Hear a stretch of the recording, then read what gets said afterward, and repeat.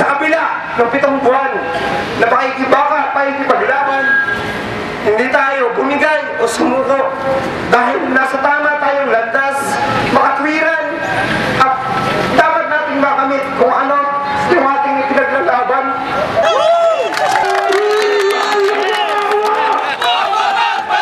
Salamat sa kaibigan at kapwa-tao ko.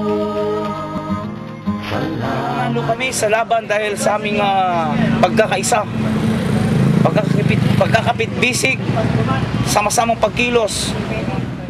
Ang laki ng tulong, lalong-lalo na sa sektor ng kabataan at lalo din sa mga kapwa namin manggagawa, sa mga federasyon at mga iba't ibang sektor ng lipunan na sumusuporta sa labang ito. Hindi lamang ito tagumpay sa mga manggagawa ng Kaulon, at ito rin tagumpay sa lahat ng mga manggagawa, hindi lamang sa bansa at sa buong daigdig din. Bawat paghihirap ay may gantimpala.